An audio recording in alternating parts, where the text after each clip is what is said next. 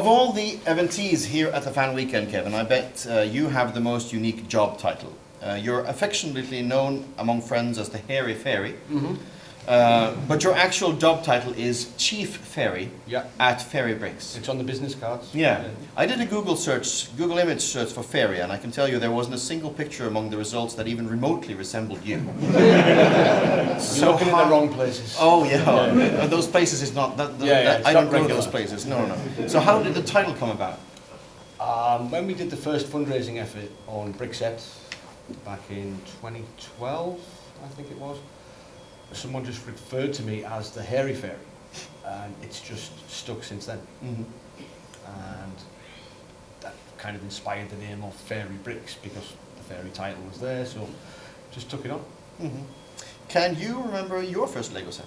I can. It was a police station. I think it was 6384. Okay. Around about 1982. Oh yeah. 83. Yeah. But that set was probably out from like 1980 because sets were out much longer than before I even designed. And I do remember loving the up and over garage door. Those little pieces sliding up and down. And yeah, love that. Okay, great. Can you speak up a bit? Yeah, sorry. Great. Would you describe yourself as a builder or a collector? Collector. Mm-hmm. Without niche, I never built. Okay. I hardly ever build any sets anymore. It's just pure collecting now. Okay, not even as a pastime, no? I do this now full time. Yeah. With Fairy Bricks. Yeah. And if you've been thinking about Lego all day long, the last thing you want to do to relax sometimes is to build Lego sets. But occasionally I'll just have an entire weekend of just building because the inspiration comes back and you just want to get your hands into the bricks again and build. And I often test build a lot of the Lego sets that we give to children in hospital just to see how it's actually going to perform as a hospital-based set. Does it have good play features? Does it fall apart? Because if it is going to do that, it's not a great set for a child in a hospital bed. That sounds like a sentence that an avid builder would come up with. I need to test build this. I find that one of the most fascinating aspects of the Lego hobby is that it takes on so many forms. You got the collectors, the completists, the minifig collectors, the photographers, the set builders, the mock builders. And then there's people like you, who seem to have a special sense for finding the good deals where you will get the most Lego for your money. Is that your special skill? Certainly back in the early days of Fairy Bricks, that was very, very important. And I used to enjoy the hunt of those sets. But back then we were looking for maybe 2 or 3 or 4 different sets. Now we're looking for thousands, so finding those deals now is much, much harder. But thankfully, because of our relationship with Lego, that's grown up significantly in the last year. We don't have to search for those deals anymore because of the relationship, so we just have a different access to Lego sets than we ever had before. So. We'll go back to where it started. In September 2012, you attended the grand opening of the Lego store in Sheffield, and you received a limited edition Lego store opening set.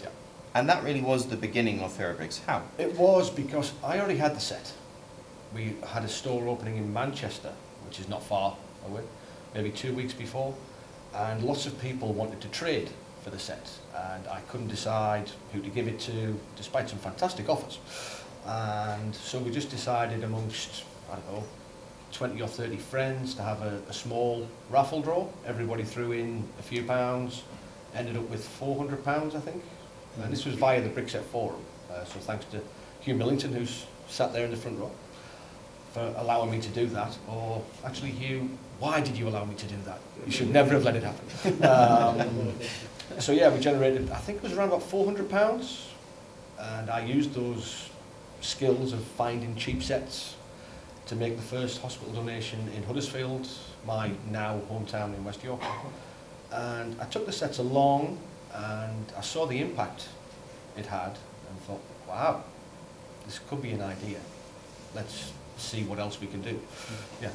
And then Mr. Gold came along. Yes, we had another fundraising effort the year after, again on Brickset. This was all online back in those days. And I thought, if we can generate around about £400 with a little brand store set, what could we do with a Mr. Gold who was worth like £500–600? And we couldn't get a Mr. Gold at the time, but the community were incredible and said, well, I don't have a Mr. Gold, but I've got a white Boba Fett, or I've got a Millennium Falcon, or a variety of different things. And we ended up with around 40 prizes from people worldwide, and I had to stop accepting prizes in the end because it was out of control, and that generated nearly £6,000 online from just a very simple idea.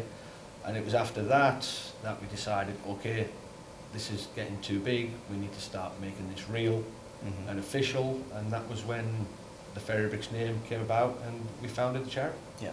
So you donate Lego sets to hospitals. Yeah. Lego sets are expensive, and people know that this is a premium product. So what do the hospitals say when you tell them you want to give them free Lego? We don't tell them anyone. Uh-huh. We turn up and it's a pure surprise. We used to tell them and try and make plans, and the arrangements were just too hard because you're trying to speak to the right person. We know who the right person is, we know their job title, but finding that information online, it doesn't exist. So you have to go through a variety of different people to get to that. And we were involved with the Build to Give campaign with Lego last year.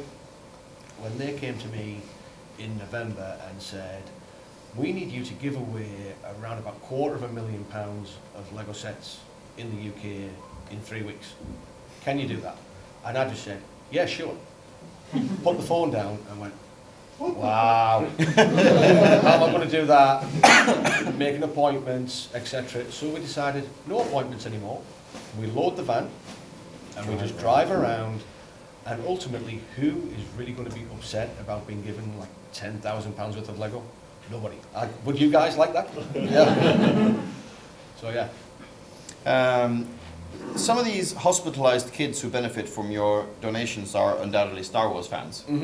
And you very rarely donate Star Wars sets. Is that because you run into problems with the Trade Federation? Well, possibly, yes, at all times. But Yeah. no, generally, with Star Wars sets and licensed sets in general, they just have less parts. And what really entertains children in hospital is building. It's not playing with minifigs. That's nice for 5-10 minutes, but the more bricks they can actually get to build with, the better. It'll keep them entertained for far, far longer. But if sometimes Star Wars sets come our way, we'll still use them. Okay. I won't throw them in the bin or discard them. Yeah. Good to know. We trade them sometimes. Okay. Now, even though we as fans do grumble about how expensive the hobby is, how hopeless it is to get hold of the Comic-Con exclusives, how annoying all the stickers are, and why they couldn't get Wally's neck right the first time, to most of us fans, Lego is all about joy. We very rarely cry because of our hobby. But from time to time, you actually do. I do. And even though obviously there's a lot of joy involved in what you do too, when you deal with sick children, you inevitably get in touch with tragedy and sadness. How does that affect you?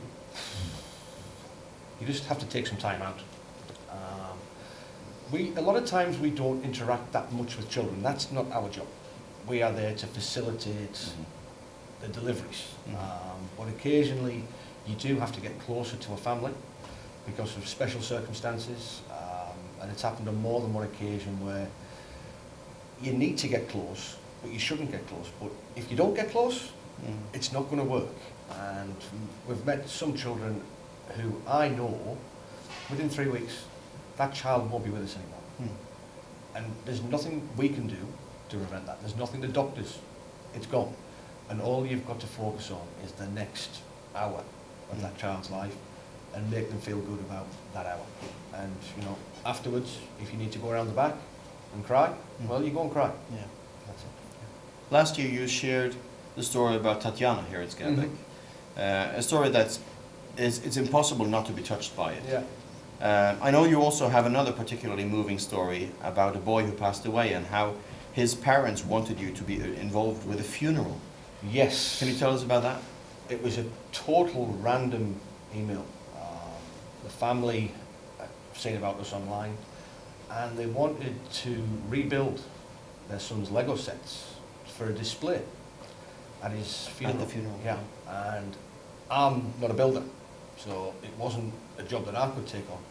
So I reached out to the community, and Elspeth de Montes, who many of us know from Brothers Brick and New Elementary, she said, yeah, I'll go. And she went through his collection, and he was only 10, but he built lots and lots of mocks, but his parents didn't even were mocks. They were just Lego pieces. So she then took his mocks and put them into a display that was then displayed at his funeral, and special moments, because the parents didn't even know those things existed. So this was a window into their child that they didn't even know was there. Yeah. And we managed to, well, Elspeth discovered that. Yeah. Very special. The Lego Group is involved in what you do now. How does that work? Well, we just have a partnership within the UK. We partner with the community team in the UK, because there is a community team that exists outside of the community guys that we know here. It's a totally separate department. I sometimes refer to it as the real people community versus the AFO community. And we work very closely with that department, and it's just a relationship that's gone from strength to strength in the last 18 months. Okay, so, but I have to ask you about, because you're sitting here now, I have to ask you about the Bikes to Billund thing. Yeah. 2 days ago, you and these 4 heroic bicyclists arrived in Billund after having been on an almost 1,000 kilometer long road trip from London. Now, you didn't ride a bike for various reasons, but can you tell us a bit about the crazy idea? It was here last year. We talked for maybe 18 months about doing some kind of bike ride, and like a lot of ideas, you need to verbalise them and talk them through with other people, as we did on another subject yesterday. Yeah. And we were talking about going from Lego store to Lego store in the UK.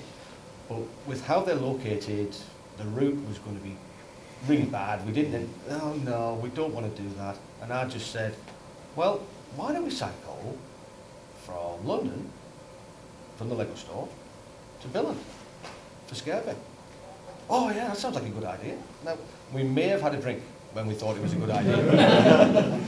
And then the next day, I honestly thought, well, okay, that'll just forget about that. And nothing will come out. Yeah, exactly. And then I spoke to James, who sat there, was it at Steen? Yeah, the week after. We do the event in the UK the week after. And he was on board. And then Hugh, he said he was on board. And then I spoke to Ed about who else could we get on board. And he got really upset that I hadn't thought he would want to get on board. So that was Ed, and then spoke to Ralph in December about joining the team as well, and that was it. Team was assembled, and it was time to start training. So, I did a lot of sitting for my training. Because, you know, keeping that van at a nice constant temperature, I know, is very difficult. Absolutely, and you seem to have recovered very, very well. Yeah, glad to say. So, but that, the whole thing went remarkably well. For me, yeah. But also for the cyclists. They were all absolutely incredible. There were some dark mornings and heading out on the road, and I think it was in Germany on the Sunday, guys, when it was really wet, and they arrived at the van around about 1 p.m. and there just wasn't a millimetre of their bodies that wasn't soaking wet. So you try and be sympathetic whilst not laughing at them. Standing there dry. Yeah. Just, you know, I'll wind my window down, but I'm not getting out. So yeah. So apart from this, you're very well known for the massive mosaic builds you do at events. Yeah. And in May you came to the Lego house in Billund to do this very special one. Quite a big one. That was 2,585 32 by 32 base plates. Yeah, okay, so quite big. Yeah. How did the idea come along? We do mosaics all the time, and they're typically in the 500 to 600 plate range, which used to feel big, and now they feel really, really small. And at a 4-day event, we normally build it in a day, and we have to take it apart. Yep. And it's such a demoralising process when you've worked all day to build it, and then you strip it down. Let's do a bigger one.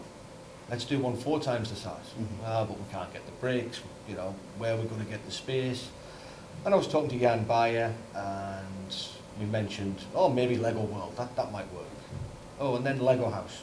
And when Jan said Lego House, I was like, yeah. Like they're going to let a bunch of earfuls loose in the Lego House to run this kind of project. And when it was the Christmas party last year, were you? Yes.